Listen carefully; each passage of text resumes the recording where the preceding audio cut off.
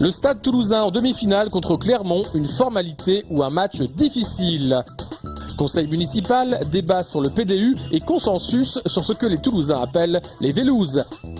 Et enfin, le carrefour de l'emploi sera-t-il une autoroute pour l'avenir ou alors un rond-point sans issue pour les chômeurs ?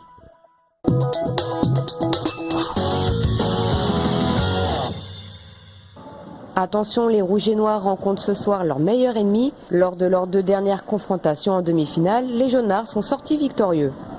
On les jouerait en finale, je serais plus rassuré parce que ça c'est toujours joué à pas grand chose, quoi. Que ce soit en demi-finale quand ils nous ont souvent gagnés ou en finale quand on les a souvent gagnés. Et encore une fois, ça se jouera pas grand chose. Pour le 15 de départ, Guy Novès compte sur l'expérience de Yannick Josion au centre et incertitude au poste d'ailier où Vincent Clerc est légèrement blessé. C'est pas un joueur qui fait la différence, c'est pas 2 joueurs qui font la différence, c'est un collectif. Et je pense qu'on a montré que collectivement on était une bonne équipe. Et j'espère que vendredi on va montrer qu'on est une grande équipe. Même si ce week-end les sportifs toulousains auront le cœur rouge et noir, il ne faut pas oublier que les Violets, déjà assurés de leur maintien, affronteront dimanche Brest pour le compte de la dernière journée de Ligue 1. Objectif déclaré par Casanova, finir dans les 10 premiers. Des regrets avec la non-sélection du Stadium pour l'Euro 2016, un débat animé avec le projet de révision du plan de déplacement urbain et une unanimité ce matin au conseil municipal. Elle s'est exprimée autour du Vélo Toulouse qui sera disponible 24 heures sur 24 à compter du 6 juin prochain. Plus de services et l'espoir aussi de limiter la casse. Après 2 heures du matin, quand des jeunes qui sortent de boîte, de faire la fête, veulent prendre un vélo et qui trouvent le service fermé, nous pensons que ça pouvait générer des gestes d'énervement qui se répercutaient sur l'état des vélos. Et le fait que le service soit accessible, nous pensons que ça devrait diminuer la casse encore. Des vélos plus disponibles et des abonnements simplifiés. Désormais, il sera possible de coupler abonnement Vélo Toulouse et carte Pastel. Avec plus de services, faut-il s'attendre à une hausse des tarifs? Non, à part le ticket journalier qui va augmenter, qui va passer de 1 euro à 1,20 €, mais tous les abonnements restent au même niveau.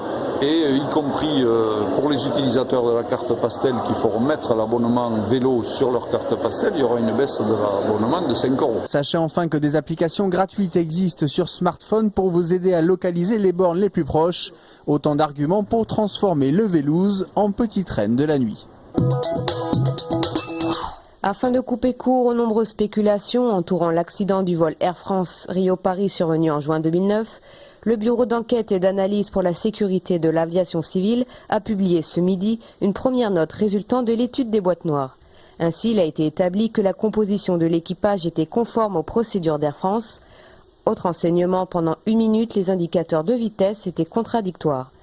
Le BEA a promis un rapport d'étape d'ici fin juillet.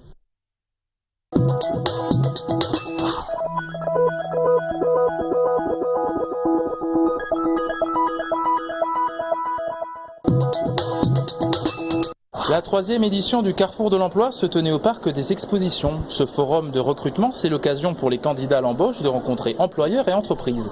Nouveauté cette saison, un stand de coaching. Ce stand, nous accueillons en fait les demandeurs d'emploi et les personnes en reconversion professionnelle pour leur proposer de passer un instant de coaching. Le coaching n'est pas du conseil.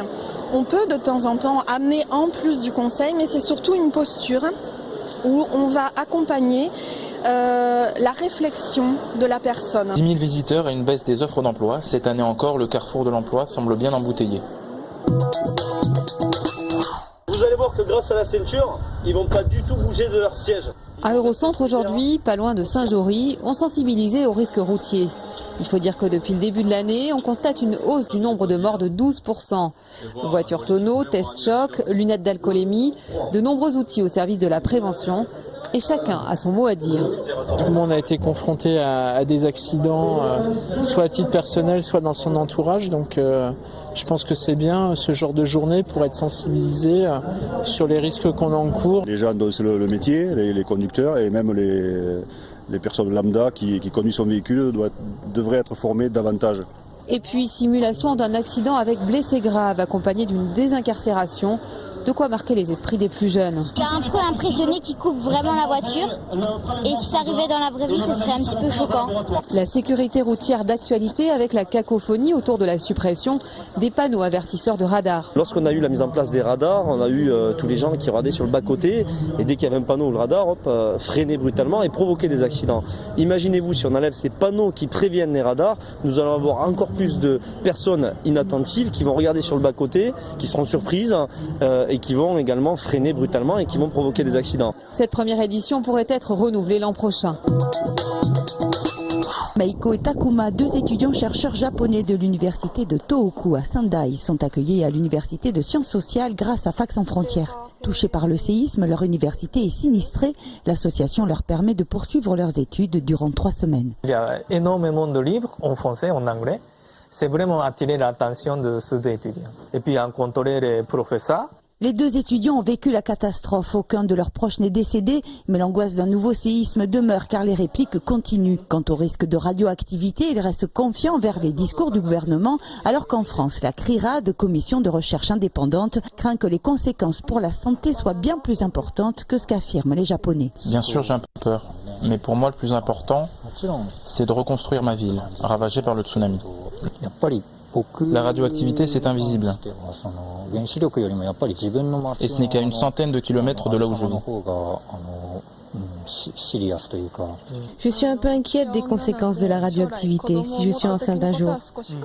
Meiko et Takuma veulent profiter de leur présence à Toulouse pour témoigner de leur vécu, leur message principal étant d'aider le Japon à se reconstruire. Saltant pour la presse africaine, le magazine Tribune d'Afrique vient d'être condamné au Togo à payer 100 000 € pour un article révélant l'implication de proches du pouvoir dans un trafic de drogue. Aujourd'hui, le bimensuel fait appel de la décision et compte sur le soutien d'Avocats sans frontières. Le 12 mai dernier, il y a eu le procès, donc nous nous attendons, nous, au relax. Parce que non seulement les conditions de ce deuxième procès en appel étaient meilleures par rapport au premier, mais en même temps il y a des pressions de part et d'autre, notamment d'Avocats sans frontières, de Reporters sans frontières et d'autres organisations internationales et nationales qui ont mis la pression un peu sur le gouvernement. Donc nous nous attendons à ce qu'il y ait le relâche. Le verdict pour cette affaire est attendu le 14 juillet. C'est un travail d'assassin, pas de jardinier marocain. Ce soir, au Gaumont-Wilson, le film Omar m'a tué sera présenté en avant-première à 20h30 avec l'équipe du film, soit Roche Dizem, le réalisateur, et Sami Bouajila, qui incarne avec force un Omar Haddad qui a toujours clamé son innocence depuis 91, date à laquelle on a retrouvé assassiné Guylaine Marshall, son employeur, chez qui il était jardinier. Le film montre une justice qui à l'époque avait des lacunes et une enquête plutôt bâclée. La peine de 18 ans de réclusion criminelle.